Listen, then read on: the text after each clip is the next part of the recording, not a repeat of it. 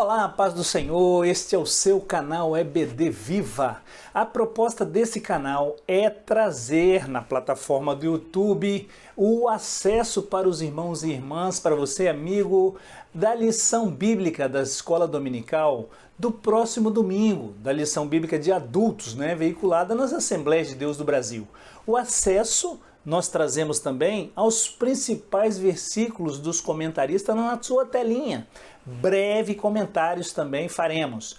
Neste trimestre, nós estamos aprendendo sobre os ataques contra a Igreja de Cristo e as sutilezas de Satanás nestes dias que antecedem a volta de Jesus Cristo.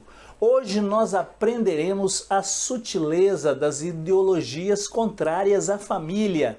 Ao final de nossa lição, você estará apto a responder algumas perguntas. Dentre elas, nós trazemos algumas agora aqui para você. O que Jesus respondeu aos fariseus quando consultados sobre o divórcio? 2. O que a família é no contexto social? 3. Quais os fundamentos da família cristã? 4. O que é uma pessoa não binária? E 5. Qual o papel dos pais? Eu te convido a ficar conosco, ganhar tempo, fixar o conteúdo da lição, pois pela graça de Deus, dirigidos pelo Espírito Santo, nós traremos este aprendizado para você.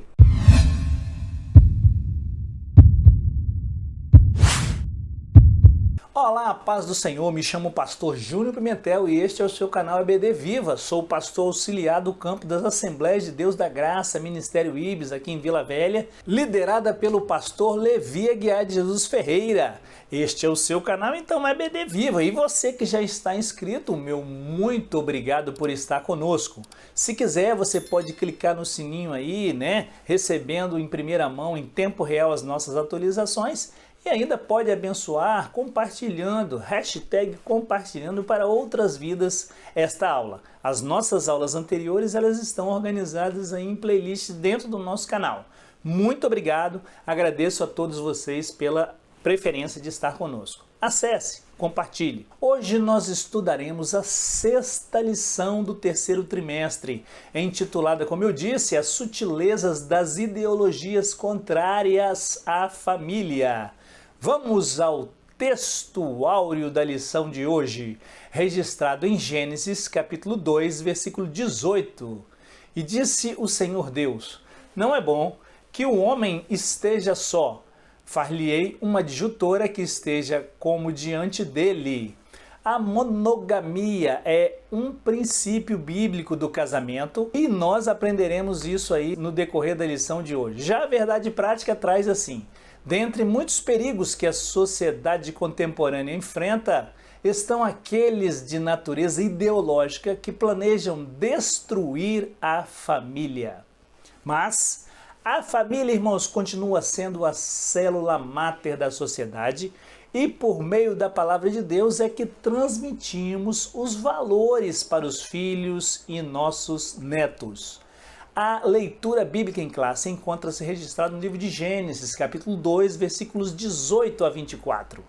E disse o Senhor Deus: não é bom que o homem esteja só, far-lhe-ei uma adjutora que esteja diante dele. Havendo, pois, o Senhor Deus formado da terra todo o animal do campo e toda a ave dos céus, os trouxe a Adão para ver como lhes chamaria. E tudo que Adão chamou a toda a alma vivente, isso foi o seu nome. E Adão pôs os nomes de todo o gado, e as aves dos céus, e a todo o animal do campo. Mas para o homem não se achava adjutora que estivesse como diante dele. Então o Senhor Deus fez cair um sono pesado sobre Adão, e este adormeceu. E tomou uma das suas costelas, e cerrou a carne em seu lugar. E da costela que o Senhor Deus tomou do homem, formou uma mulher, e trouxe-a a Adão. E disse a Adão: esta é agora osso dos meus ossos, e carne da minha carne. Esta será chamada varoa, porquanto do varão foi tomada. Portanto, deixará o varão seu pai e a sua mãe, e apegar-se-á à sua mulher, e serão ambos uma só carne. A família é um projeto especial de Deus. Em sua soberania, ele estabeleceu fundamentos que trazem estabilidade a esta importante instituição. O primeiro fundamento é a monogamia. O segundo é a heterossexualidade e o terceiro, a indissolubilidade. Esses valores blindam as famílias contra as sutilezas das novas configurações familiares que estão calçadas em ideologias malignas. Assim, nesta lição, irmãos, nós aprenderemos os princípios bíblicos de uma família sólida que vive na presença do Altíssimo. Já estamos adentrando aí nos objetivos da lição. O primeiro é abordar a família como um projeto especial de Deus. O segundo, que tem a ver com o segundo tópico da lição, é elencar os fundamentos da família cristã. E o terceiro, estabelecer as sutilezas da nova configuração familiar. E ainda o quarto, apontar os princípios bíblicos para uma família sólida. A palavra-chave da lição de hoje é família. Família, segundo a Declaração de Fé das Assembleias de Deus no Brasil, traz o seguinte: cremos, professamos e ensinamos que a família é uma instituição criada por Deus, imprescindível à existência, formação e realização integral do ser humano, sendo composta de pai, mãe e filhos. Quando houver, pois, o Criador, ao formar o homem e a mulher, declarou solenemente: portanto, deixará o varão seu pai e a sua mãe, e apegar-se-á à sua mulher, e serão ambos uma só carne. O que nós lemos na lição bíblica de hoje. Vivemos numa época, irmão, desafiadora. Novas ideologias têm promovido a normalização de novas configurações familiares, que nada tem a ver com o propósito de Deus. Como cristãos, de que forma devemos nos comportar diante dessas novas modalidades de união? Eu apresento para vocês agora já a introdução da lição de hoje, que nós vamos desenvolver esse assunto. Nós mostraremos hoje que a família é um projeto de Deus e que há valores fundamentais sobre os quais ela está edificada. Trataremos aqui também os perigos que rondam a família cristã, velhas práticas como a infidelidade conjugal, bem como também os modelos alternativos, de construção familiar, são perigos que demandam a nossa atenção, irmãos. Contudo, há uma narrativa que faz passar a infidelidade conjugal como algo natural e normal. Mudou-se o rótulo, mas o veneno continua mortífero. Por outro lado, os pais devem ter cuidado a respeito das novas distorções da sexualidade, como a teoria de Genderquer. Vigiemos. Tópico 1. Família, projeto de Deus. Subtópico 1. Uma instituição divina.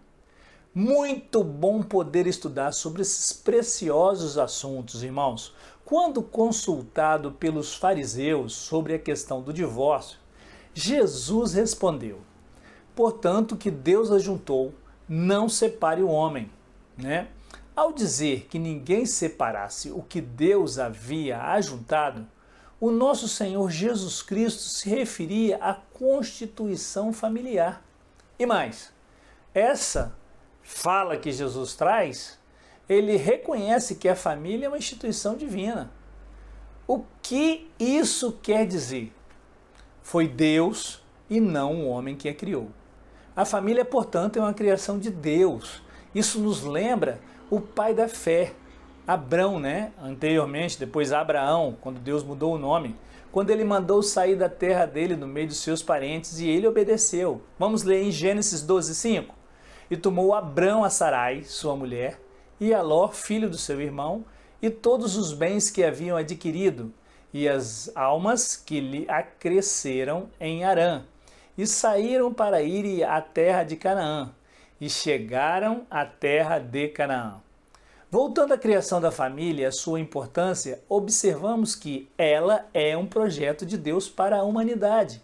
Ora, ele tem um projeto para a humanidade e nele inclui a família. Ele tem um plano para a igreja e nele Deus também inclui a família. Subtópico de número 2, a célula máter da sociedade. No contexto social, a família é a primeira a ser estabelecida. Ela é a célula máter da sociedade, ou seja, a base da sociedade está na família. Na verdade, não poderia haver sociedade ou vida social sem a existência da família. Deus nos fez homens seres gregários. Esse fato é de suma importância para interpretar corretamente qualquer fenômeno social. Não há dúvida de que a desagregação da família moderna está no topo dos principais problemas sociais, ora presenciado por nós. Vamos lembrar aqui da promessa que Deus fez a Abraão, Gênesis 12, número 3.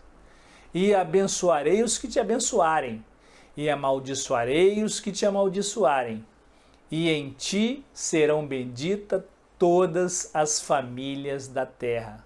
Aleluia. Acrescento aqui o meu comentário. Se o inimigo mina a família, ele consegue destruir o principal alicerce da sociedade. Como então nós podemos nos precaver? A resposta está na Bíblia. Vamos meditar? Tiago 4,7. Sujeitai-vos, portanto, a Deus, mas resisti ao diabo e ele fugirá de vós. Aí está o segredo da vitória. Resumo do tópico 1. A família é uma instituição divina e, por isso, é a célula máter da sociedade. Vamos agora, irmãos, observar a declaração, o que a declaração de fé das Assembleias de Deus professa aí, né? Ela professa que a família é uma instituição criada por Deus, imprescindível à existência, formação e realização integral do ser humano, sendo composta de pai, mãe e filhos. Quando houver, reitera ainda a declaração de fé, pai e a mãe integram de forma originária, determinante e estruturante a família. E a eles a Bíblia impõe o dever de sustentar, formar, disciplinar os filhos e instruí-los moral e espiritualmente. Tópico de número 2, fundamentos da família cristã. Subtópico 1, o casamento monogâmico e heterossexual. No contexto do Novo Testamento, o casamento é monogâmico, isto é, o indivíduo só pode ter um cônjuge. A poligamia era muito praticada no mundo no Antigo Testamento. Inclusive, no contexto lá do Velho Testamento, nós vemos isso em várias famílias. Contudo, no Novo Testamento, o princípio da monogamia não era mais apenas ensinado, mas sobretudo exigido. Vamos ler aí em 1 Timóteo 3,2. Convém, pois, que o bispo seja irrepreensível, marido de uma mulher, vigilante, sóbrio, honesto, hospitaleiro e apto para ensinar. A poligamia, portanto, deve ser rejeitada como uma forma distorcida e pervertida da construção familiar. Da mesma forma, o casamento bíblico ele é heterossexual, isto é, constituído por um homem e uma mulher. Quando Deus criou o primeiro casal, os chamou de macho e fêmea. Por isso, Jesus disse que Deus criou o homem e mulher. Mateus 19,4. Ele, porém, respondendo, disse-lhes: Não tendes lido que aquele que os fez, no princípio, macho e fêmea, os fez? Isso mostra que o gênero é baseado no sexo biológico. Não há um terceiro sexo, biblicamente falando, né? O casamento deve e precisa ser heterossexual, constituído por um macho e uma fêmea, um homem e uma mulher. Nosso comentário. Fiquemos com o padrão divino original do Jardim do Éden, ordenado por Deus. Né? Vamos reler aí Gênesis 2,18. E disse o Senhor Deus: Não é bom que o homem esteja só, far-lhe-ei uma adjutora idônea para ele. Muito bem. Vejamos agora o subtópico de número 2, o casamento indissolúvel e confessional. Outro princípio do casamento bíblico é que ele é indissolúvel. Jesus disse que o que Deus ajuntou não separe o homem. Palavras do Senhor Jesus. O casamento bíblico, então, é feito para durar. Já foi dito nesse trimestre, inclusive também no trimestre passado, que Jesus reconheceu a cláusula de exceção, o adultério, como um acontecimento que pode pôr fim ao casamento.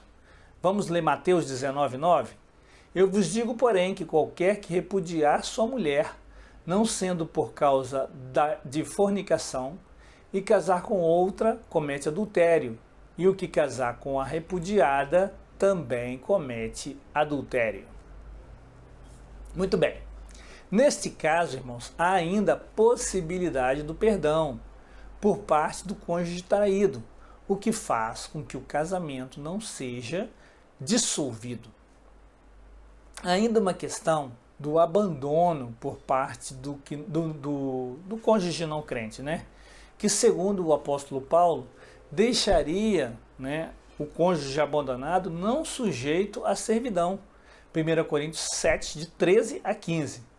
E se alguma mulher tem marido descrente e ele consente em habitar com ela, não o deixe, porque o marido descrente é santificado pela mulher. E a mulher descrente é santificada pelo marido. De sorte, os vossos filhos seriam imundos, mas agora são santos. Mas, se o descrente se apartar, aparte-se, porque, neste caso, o irmão ou a irmã não está sujeito à servidão, mas Deus chamou-nos para a paz. Contudo, deve-se observar que essas são exceções e não a regra. Há ainda um princípio importante a considerar no contexto do casamento cristão, que é a confessionalidade. A Escritura orienta e preceitua também que não deve haver união entre o crente e o incrédulo. Não se ponham em julgo desigual com descrentes, pois o que tem em comum a justiça e a maldade. Ou que comunhão pode ter a luz com as trevas? Na verdade, amados, quando Deus conduz e por meio de uma união salva o outro por intermédio do crente, isso está nos planos de Deus. Deus é soberano e Ele sabe de todas as coisas. Sinopse 2. Monogamia, heterossexualidade e indissolubilidade são fundamentos da família cristã. Vamos adentrar aqui no tópico de número 3, a sutileza da nova configuração familiar. O casamento entre pessoas do mesmo sexo. Cabe aqui ressaltar que defendemos os princípios bíblicos, o qual professamos e cremos na Bíblia Sagrada como uma fonte de regra, fé e prática, conduta. Em maio de 2011, o Supremo Tribunal Federal reconheceu a união homoafetiva como núcleo familiar, como qualquer outro. Isso porque não havia e nem há uma lei aprovada no Congresso Nacional que legisle sobre este assunto. A partir do entendimento, então, firmado pelo STF, em maio de 2011, o Superior Tribunal de Justiça determinou em outubro daquele mesmo ano que o mesmo reconhecimento se aplicava para os casamentos.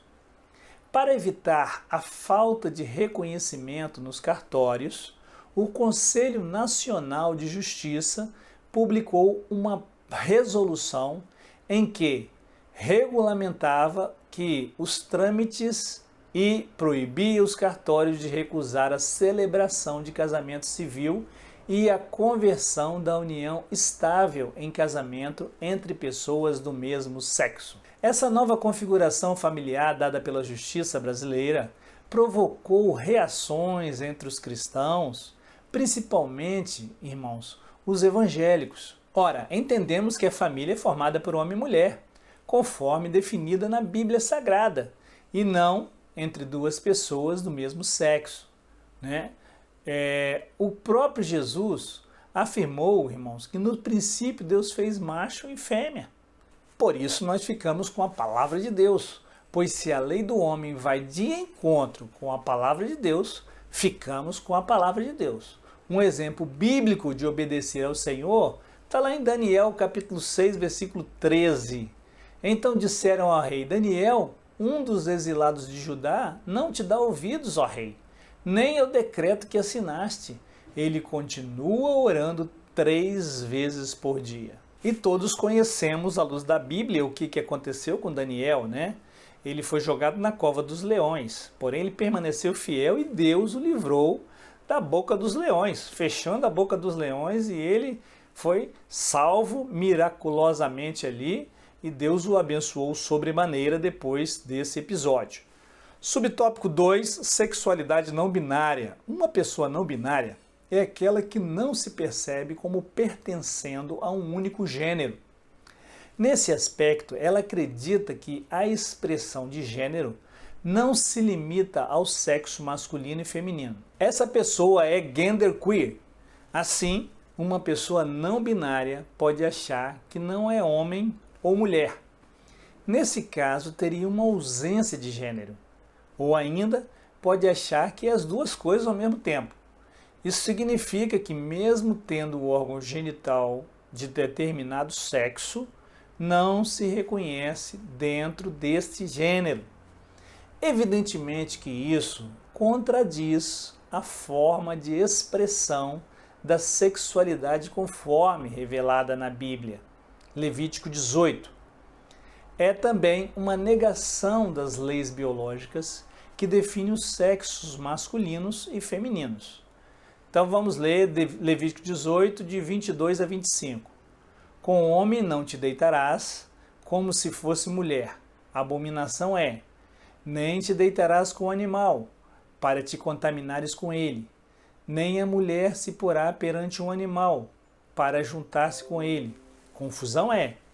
Com nenhuma dessas coisas vos contamineis. Por quê? Com todas essas coisas se contaminaram as nações que eu expulso de diante de vós. Por isso a terra está contaminada.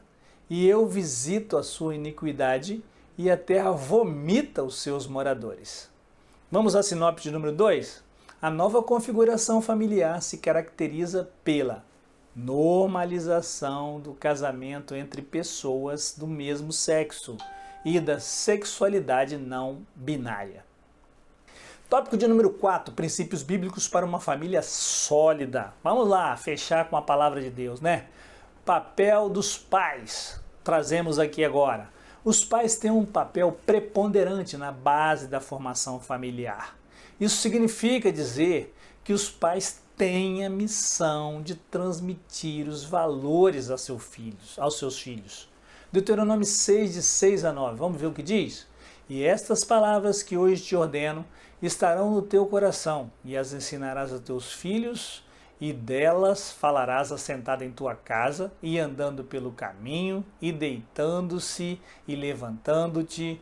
Também a trarás por sinal na tua mão, e te serão por frontais entre os teus olhos, e as escreverás nos umbrais de tua casa e nas tuas portas.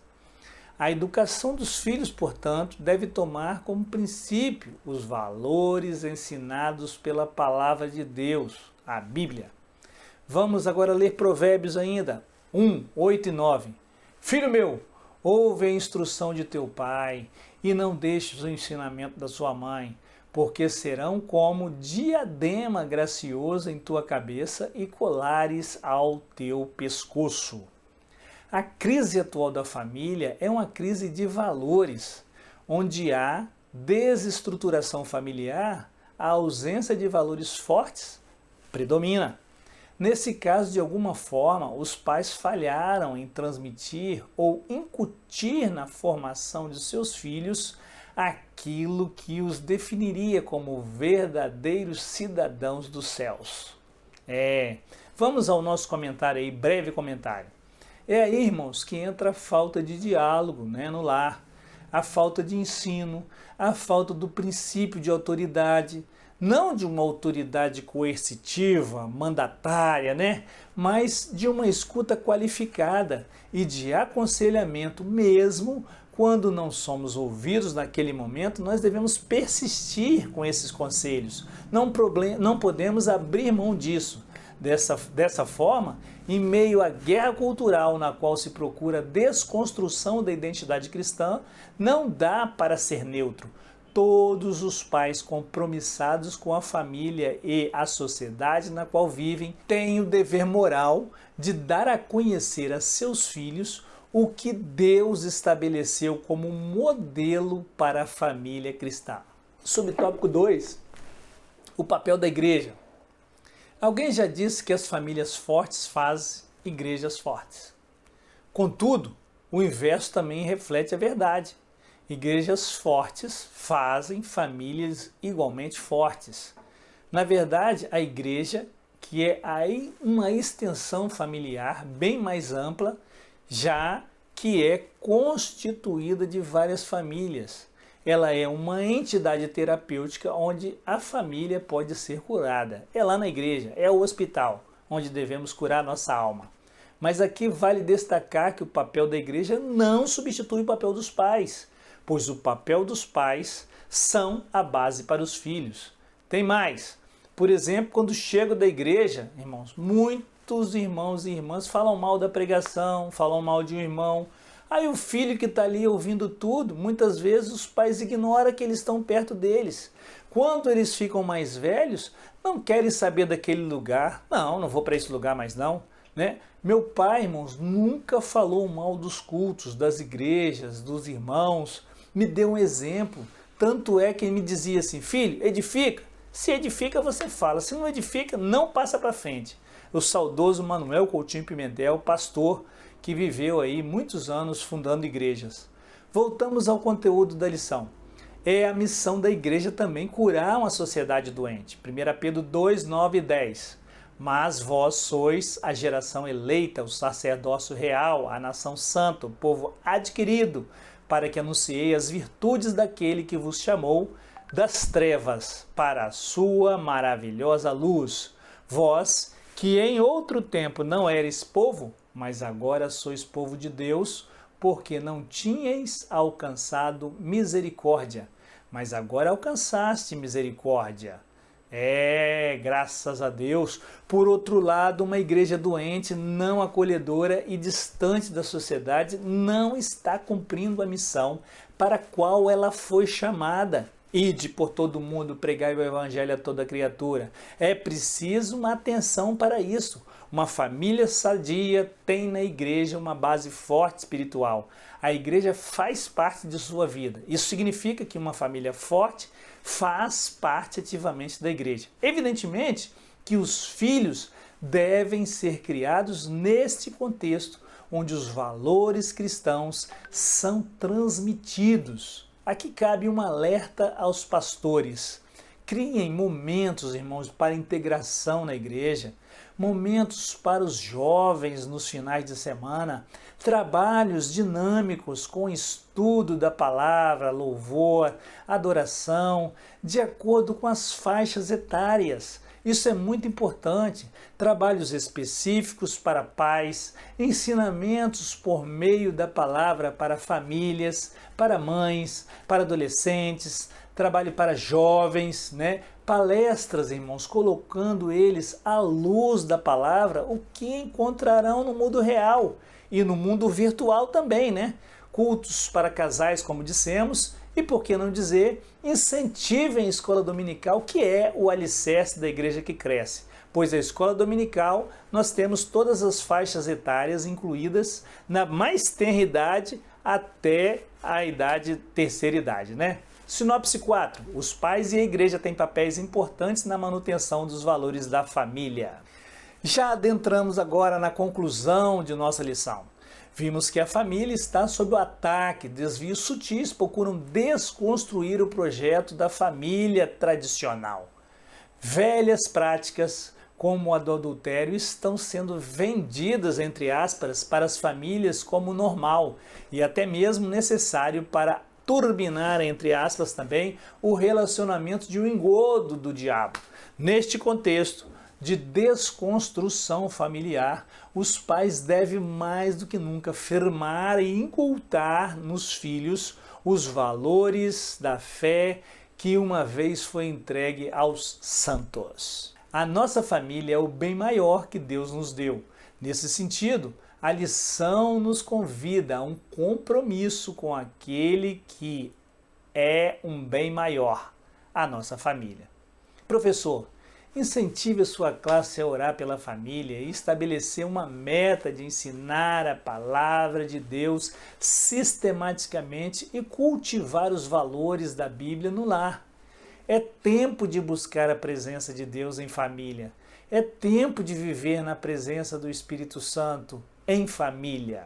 Vamos meditar hoje em Efésios capítulo 5, versículos 21 a 33. De sorte que, assim como a igreja está sujeita a Cristo, assim também as mulheres sejam em tudo sujeitas a seus maridos. Vós, maridos, amai vossas mulheres, como também Cristo amou a igreja e a si mesmo se entregou por ela, para a santificar, purificando-a com a lavagem da água pela palavra, para a apresentar a si mesmo igreja gloriosa, sem mácula, nem ruga, nem coisa semelhante, mas santa e irrepreensível. Assim devem os maridos amar as suas próprias mulheres como os seus próprios corpos. Quem ama a sua mulher, ama-se a si mesmo. Senhor nosso Deus, chegamos ao final de mais uma lição bíblica da Escola Dominical. Somos gratos a Ti por essa oportunidade. Estamos tangendo assuntos importantes e atuais para a igreja na terra. Pai, sabemos que o mundo, Senhor, não concorda com muitas coisas que estão contidas na Bíblia Sagrada.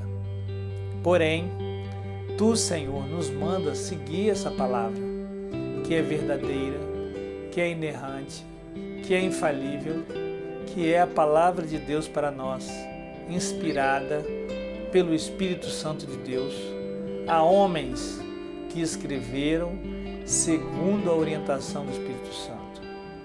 Pai amado, abençoa a Tua igreja no Brasil. Abençoa as famílias, Senhor, que estão neste momento passando por momentos difíceis.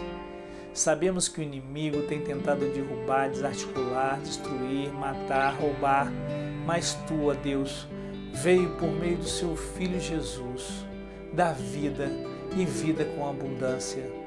Senhor, ao subir ao céu, Teu Filho deixou o Espírito Santo para nos confortar nesta terra. E, Senhor, o Teu Filho Jesus nos ensinou a tomar cada dia a nossa cruz e segui-lo. Pai amado, Deus das luzes, em quem não há sombra de variação, somos gratos a Ti por tudo, Pai. Exaltado, glorificado, enaltecido seja o Teu nome para sempre. Em nome de Jesus. Amém. Muito obrigado pela audiência. Que Deus possa abençoar a sua vida rica e poderosamente, a sua sala, a sua família, a sua igreja, em nome de Jesus.